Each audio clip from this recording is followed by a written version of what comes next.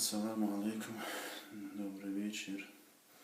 Хотел сегодня поговорить о вопросе появления чеченцев при Каспийской низменности, когда они впервые там появились. Сегодня на просторах интернета можно встретить очень много роликов, в которых наши соседи пытаются нам доказать, что ауховцы появились в этом регионе чуть ли не в 17, 18, 19 веке. Ссылаются на Валдаева, который якобы пишет о том, что чеченцы там появились 200 лет назад. И Валдаева, как они его называют, чеченским историком, этнографом. Во-первых, он не был ни этнографом, ни историком, он написал околонаучный небольшой труд под названием «Чеченское племя». Вот оно. Это отставной российский офицер конца 19 века. Написал он небольшой очерк.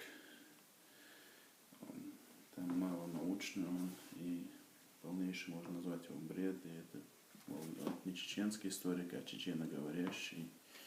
И по его очерку, если прочесть, видно, что особо симпатии к чеченскому народу он, автор, не питал.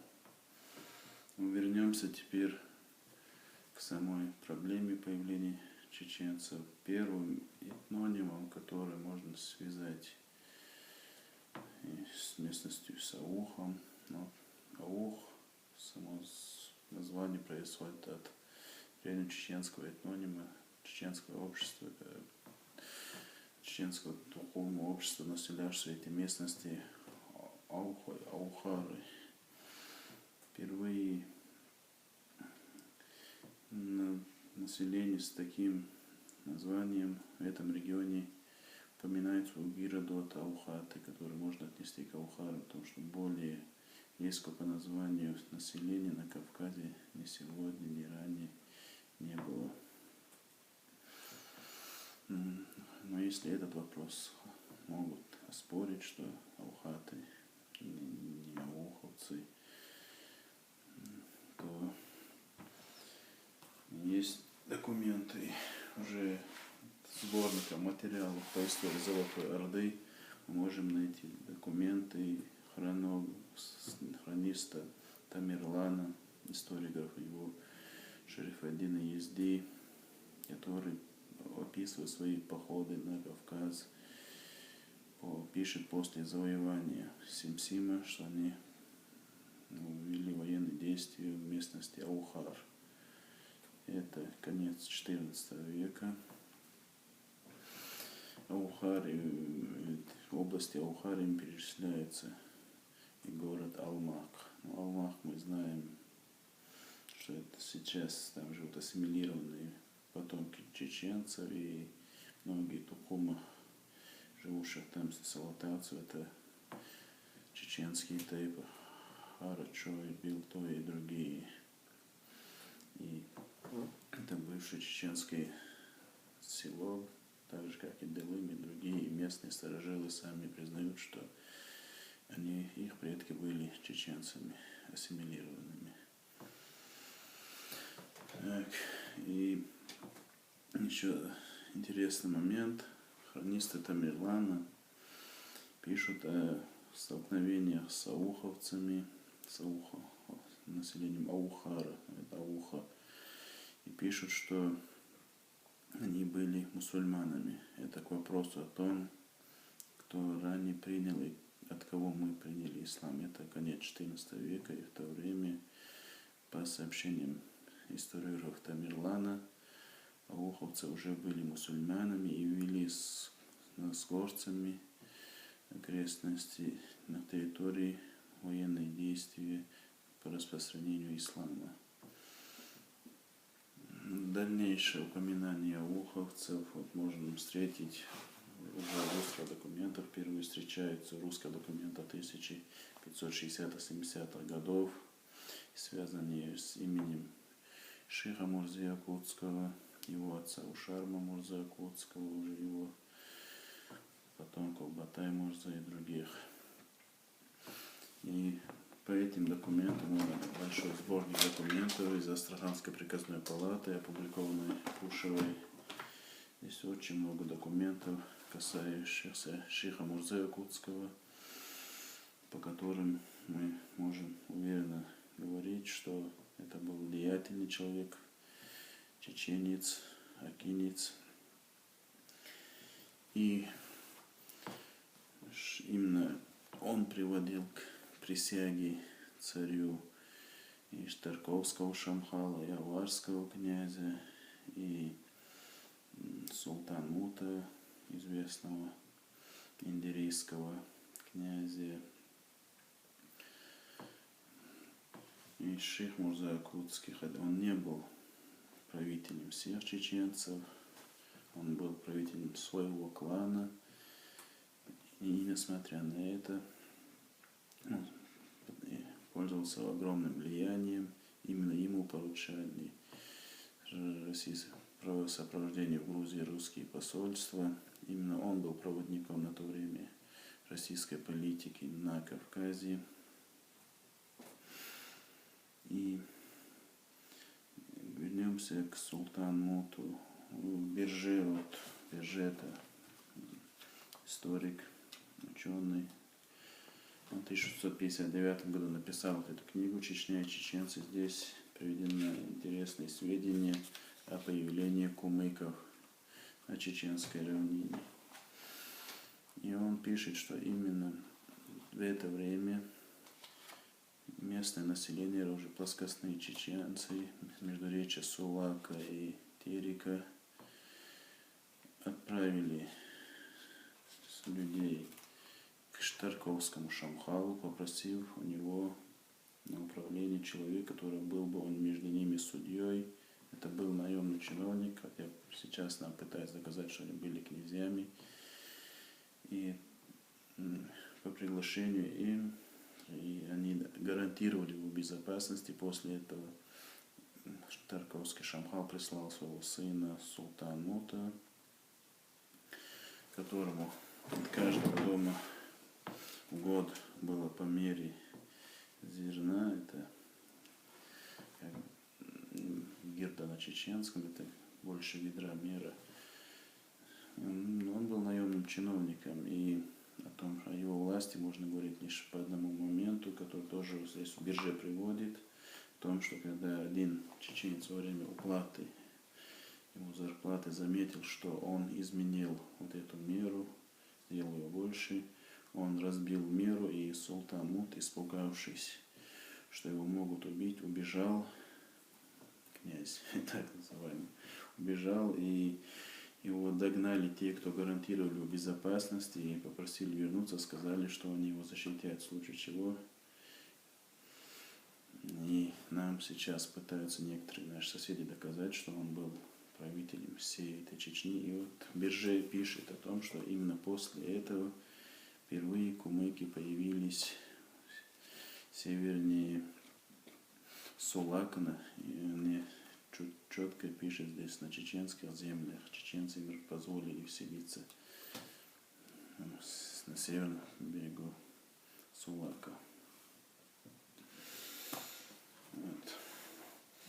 Это то, что более ранние документы. Вот уже с конца 18-19 века очень много документов свидетельствует о том, что чеченцы жили при Каспийской низменности. Вот здесь есть подборка документов, сделанных Хасаном Бакаевым, нашим известным историком чеченским. Здесь очень много документов, которые свидетельствуют о том, что чеченцы жили при Каспийской низменности. Все ссылки, все эти документы вы можете найти на его странице в социальной сети Facebook. Вот, например, зачитаем одно. Жилища чеченцев простирались прежде всего от гор недалеко от Эндери, находящихся до самого моря. Понеже они в прежние времена гребенским донским казакам отгнанием их лошадей и скота много вреда причиняли, то в 1718 году командированы были на них несколько тысяч человек донских казаков, которые всю их землю опустошили и многих порубили. Это на старославянском. И вот это взята цитата из исторических описаний российской коммерции при всех портах и границах от древних времен до ныне настоящие и всех преимущественных узаконенные по оной государя императора Петра Великого и ныне благополучно царствующего государя императрицы Екатерины Великой, сочиненная Михаилом Чулковым, том 2, книга 2, издана в Москве в 1785 году. Второй документ. Кавказская линия имеет против себя своими соседями неприятелями следующие народы, начиная от Астрахани или от Каспийского моря. Против левого фланга он и обитают в Кавказских горах чеченцы, народ весьма воинственный, хищный и жестокий. Число их обстоятельно определить нельзя, так как они для военных действий и набегов нередко соединяются с другими кавказскими народами, иногда и с лезгинами. Образ правления всего народа республиканский, они живут в разных деревнях, управляются избираемыми по очереди старшинами. Это опять о том, были ли у нас инородные князья. Документ из книги «Записки Сергея Алексеевича Тучкова», издан в 1908 году в Санкт-Петербурге. Сами записки составлены с 1766 по 1808 год. Это конец 18 начало 19 века. Еще один документ. 10 числа поутру в 7 часу выехали мы уже на 7 сажен глубины и около 4 часу по полудню увидели остров Чечень. Он наименование свое получил от живущих в горах чеченцев, кои пристают к оному для ловли рыбы. С. Г. Гмелин. Путешествие по России для исследования 3 царств природы. Том 3, часть 1, страница 8, Санкт-Петербург, 1777 год. Еще один документ.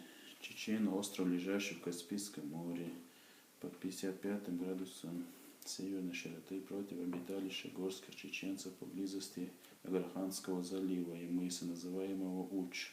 У всего острова есть удобная рыбная ловля, которую дает Астраханская казенная палата на откуп. Автор Шикатов А.М. Географические слова российского государства, описывающие озвученным порядком географические, топографические, идеографические, физические, политические, хронологические, генеалогические и геральдические все губернии, города и их уезды, собранные Афанасием Шикатовым, часть 7 и последняя,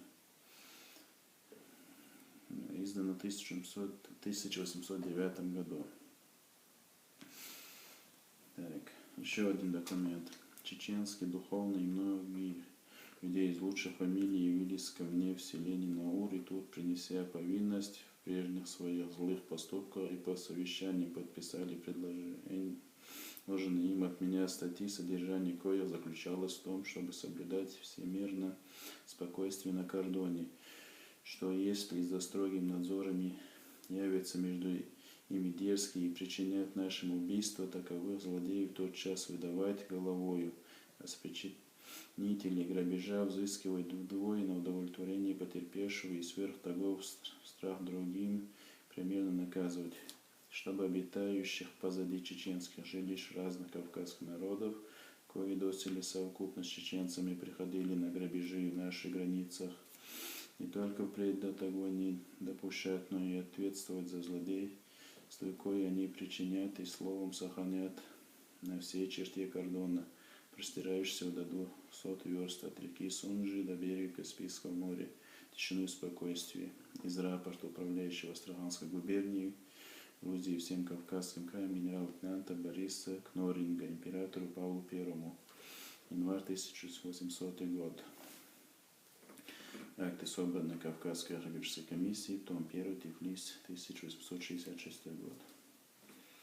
Еще один документ. Вдоль центральной части, выразимся так, хребта находится поселение Большой и Малой Кабарды, живут осетины или осеты, а далее к востоку соседствуют с Каспийским морем и Дагестаном чеченцы.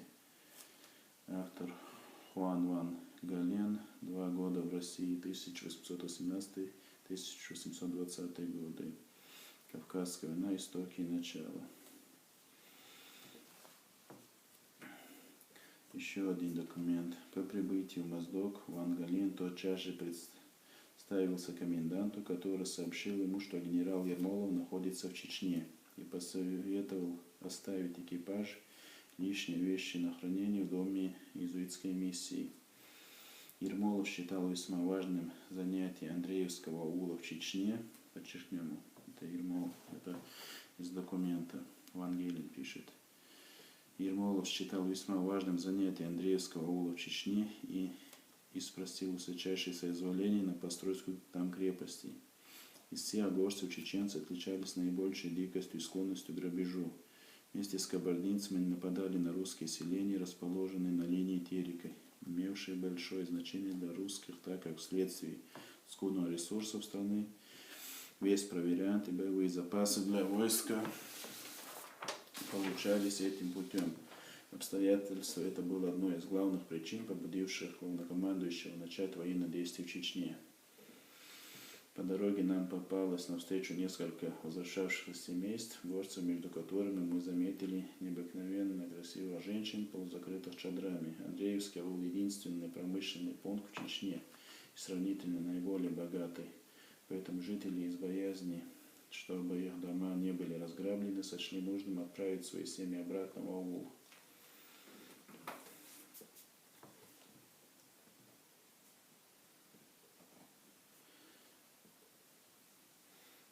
Еще один документ. На следующий день конвой прибыл в окрестности Андреевской, столицы чеченских владений.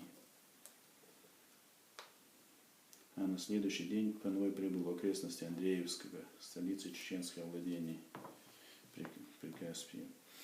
3 днями ранее прибытия Ван Галена в штаб-квартиру, то есть тот самый день, когда он приехал в Шелковскую, была одержана решительная победа над чеченцами, который предводительствовал один из их князей. Бросив раненых в лагере город, они в смятении бежали с остатками своего войска в горные дебри.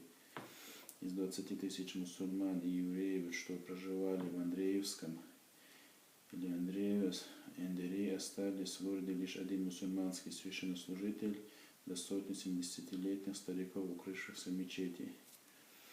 Ермолов воспользовался посредничеством этих старейшин, чтобы убедить побежденных в своих миролюбивых намерениях, внушил им совершенное доверие, и посему семьи, блуждавшие в горах, мало-помалу стали возвращаться к покинутым очагам. Монастырские продолжали работу, прерванную этим событием, ибо, несмотря на свое варварское состояние, люди здесь достаточно усердны и способны трудом своих рук удовлетворить собственные нужды. Ткани, пояса и всевозможные галуны, которые вырабатывают женщины в Андреевском, славятся в этой стране. Вскоре после прибытия Ван Галена в столицу Чечни, туда возвратилась большая часть ее жителей, и некоторые батальоны получили приказ войти в поселение, где разместилась штаб-квартира, под которой была занята одна из башен. Башня, занятая Ермоловым, соседствовала с мечетью и наилучшим образом доминировала над всей окрестностью. Чеченцы, спасшиеся после разгрома под Андреевским, отступили на берег Терека, бывшего естественной границей их земель. Тут пишется, что Терек был границей их земель, естественной границей. Это сборник кавказской истоки и начало, 1770-1720 годы.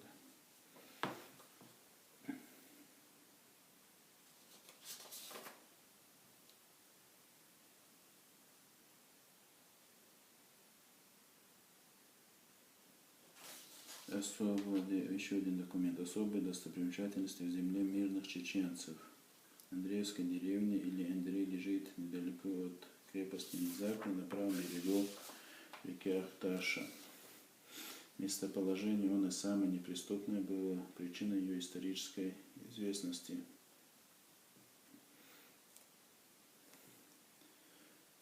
1722 году разорена российскими войсками, потом снова населена и укреплена чеченцами и сделалась впоследствии местом торговли пленниками и самым недоступным убежищем чеченцев. Покоренная генералом Ермоловым, ныне принадлежит России. Из книги «Картина Кавказского края», принадлежащего России, и сопредельных оному земель в историческом, статистическом, этнографическом, финансовом и торговом отношениях. Сочинение Платона Зубова. Часть 2. Санкт-Петербург, 1835 год.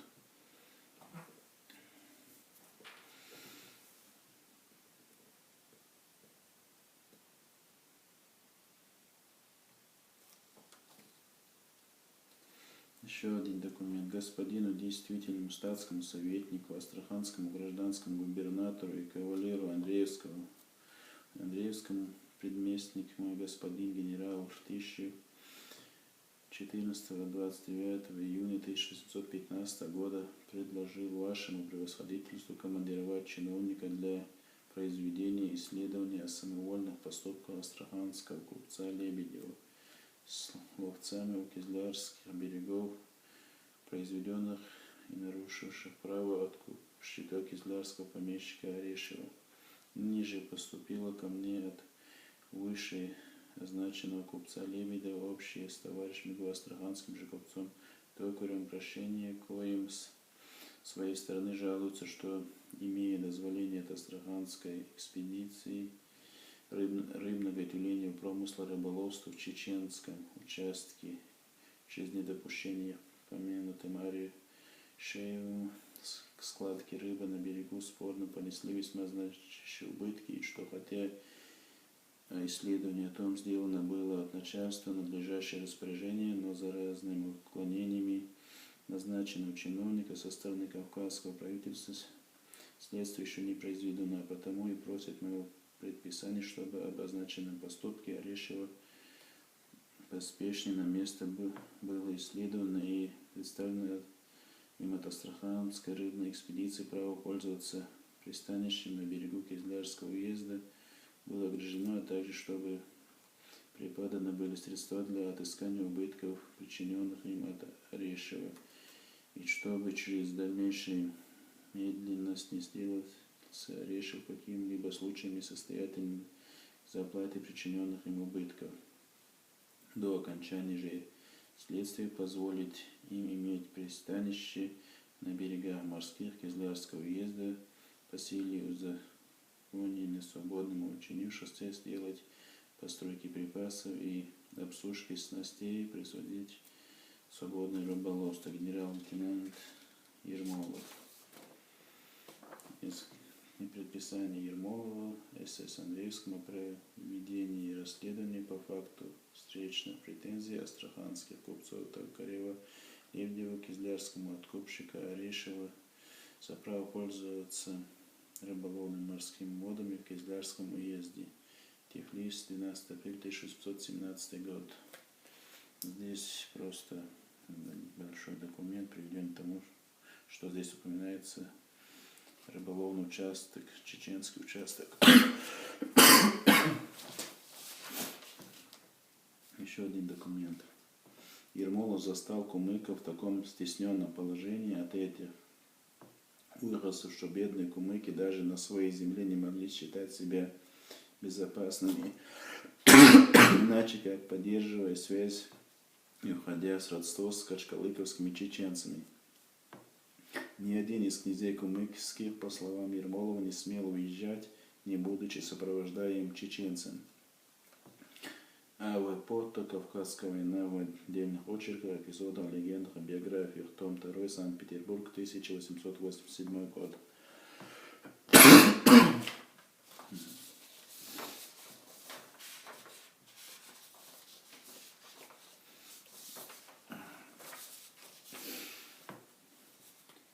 Еще документ. К управлению начальника левого фланга Кавказской линии отнесено пространство, ограниченное главным хребтом гор, реками Андийской Кайсу, Сулаком, Каспийским морем и реками Тереком, Асой и Даут-Мартаном.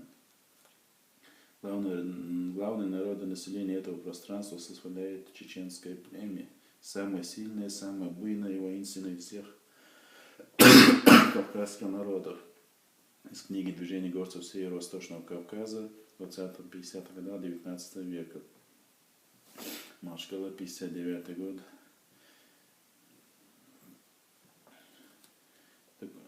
Здесь приведены документы. 154. Докладная записка генерал-майора Пуло о положении на левом фланге Кавказской линии с 1734 по 1740 годы. И здесь опять на всем этом пространстве главное население чеченцы. Еще один документ. Главнокомандующий, зная поведение горцев, готовы все обещать и всегда изменять свои обещания, начал с того, что приказал жившим на Андреевских землях чеченцев выгнать из владений как единственное средство достигнуть покоя. Разрешено оставить только тех из них, за которых поручатся все князья Андреевские, Аксаевские и Костюковские. И затем за каждое воровство или разбой должны отвечать сами князья и уздени, которым Ермолов грозил лишить достоинства, отнять имение и выгнать из Чечню.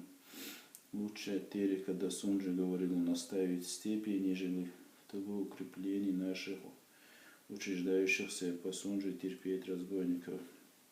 С этой целью целые деревни Осман, Юшт-Карагач, Байрам-аул, Касав-аул, Генджа-аул, Башабек, Юшт и Казах-Мирза, Юшт были сняты и под конвоем припровождены до границ чеченских. В этом чеченцы, живущие в Костюковской и Аксайской деревне, также отправлены в горы. Русские войска преступлению Андрею приказано встречать всем князьям и уздению вместе, если же кто ослушается приказаний.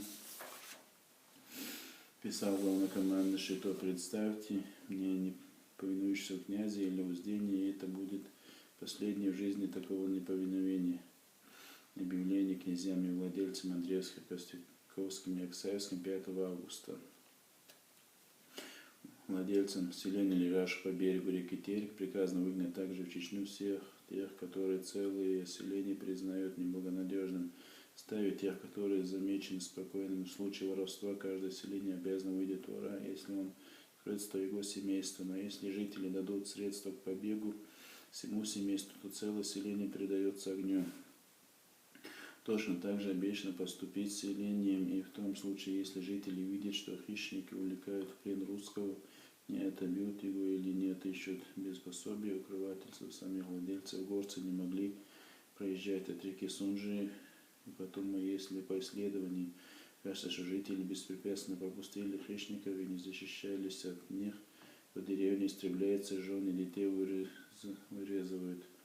Объявление владельцам деревень, расположенных по Тереку 8 августа, Дубровин, дагестанские события 18 года, военный сборник 1869 год.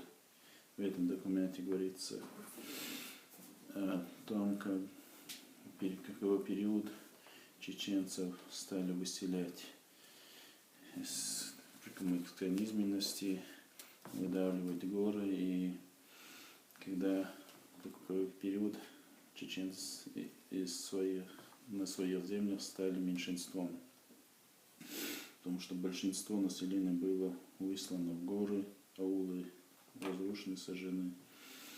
Еще один документ. В предании указано 3 главных рода этих аборигенов края: Галгай, Ахой, Акой и Шатой, от которых произошли уже другие фамилии.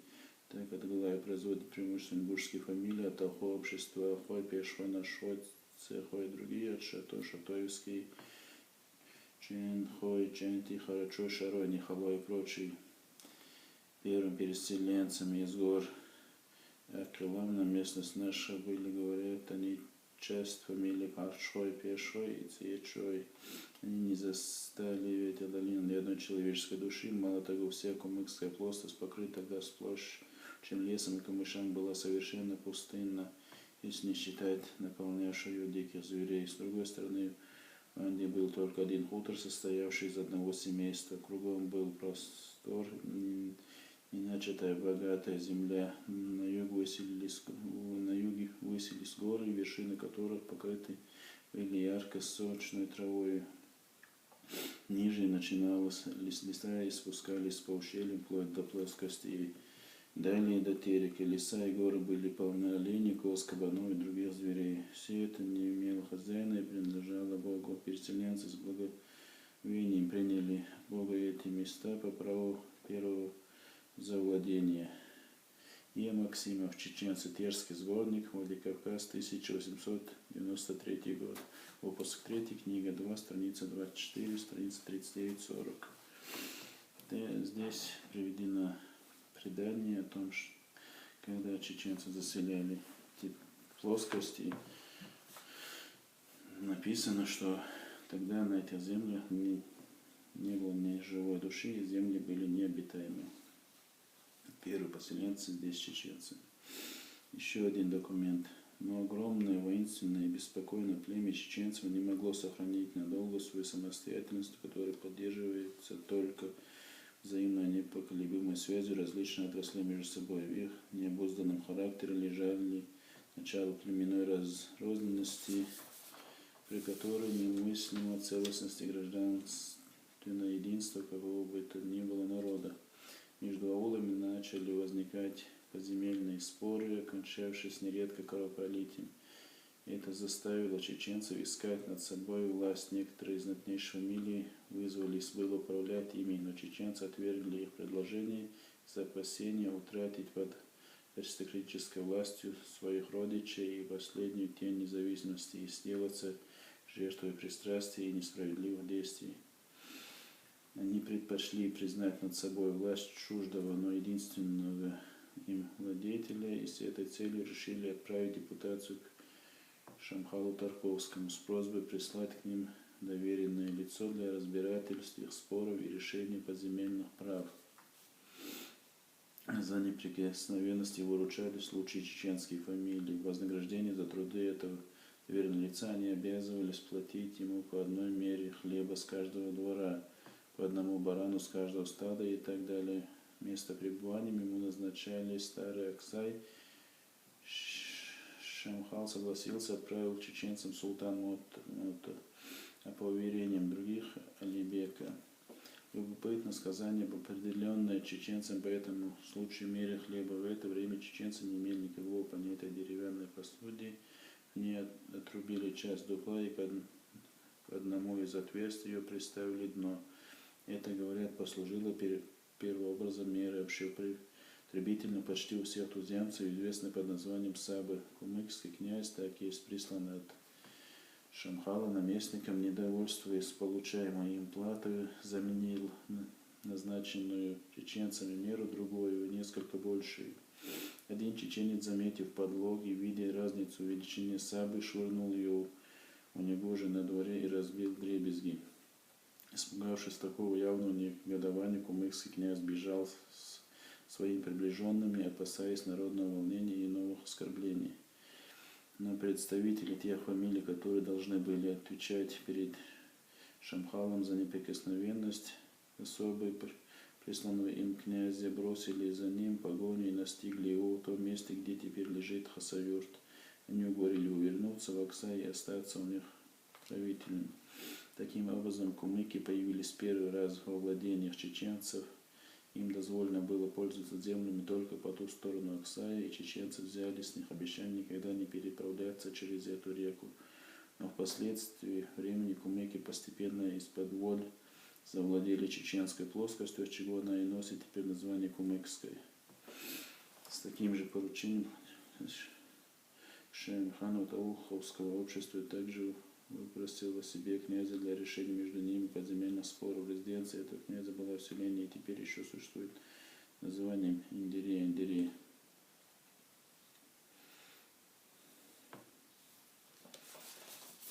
Это тот документ, о котором мы говорили. Это автор Биржи, Чечня и чеченцы, издан в Тифлисе в 1859 году. Книга издана. В этом документе понятно, когда появились. Султан Муту появился в конце XVI века, и появились они по приглашению. Это были наемные чиновники, которые решали поземельные споры между чеченцами. И уже утвердились они, кумыки, на этой плоскости уже при Ермолове когда Ермолов, непокорных чеченцев, уничтожал их села, выгонял в горы, а их земли раздавал кумыкским князьям. Еще один документ. Ночью подошли к чеченскому берегу. Утром пароход сильно закачало, в соседних каютах послушались стоны и жалобы. Я выбрался на палубу, памятуя, что свежий воздух лучше всего в этом отношении. К моему удивлению, ветра не было, во всяком случае меньше, чем вчера. Что это значит, от чего это качает? Чечня, здесь почти всегда, указал мне капитан, смутно рисовавшийся на западе горы. Случается, море чуть-чуть только шевелится, и дойдешь до этих берегов и начнет валять. Сегодня еще, слава Богу, при юго-восточном ветре для непривычного ад. Горы Чечни словно продвигаются к нам, еще как будто бы окутанные туманом. Одни за другими вершины их вступают на запад, невысокие хребты, кажется, двигаются к морю, хотя между ними и берегом расстилается плоскость, омываемая рекой Сулаком. Из книги «Вдоль Чечни» из летней поездки по Каспийскому морю. Здесь опубликовано «Русское ведомости» в 1888 году, номера 27 и 32. В этом документе говорится, что путешественник упоминает о чеченском береге Каспийского моря. Все эти документы, которые нами были приведены, свидетельствуют о том, что чеченцы издревле жили в прикаспийской низменности под разными названиями. Это Аухаты во времена Геродота, Аухары во времена Тамерлана, уже в первых русских документах назвали Акоки и по-разному. И издревле эта местность была населена чеченцами, и только с приходом российской администрации на Кавказ оттуда непокорных чеченцев потихоньку начали выдавливать, уничтожать чеченские села, и эти места были заселены более лояльными кумыками и другими народностями Дагестана.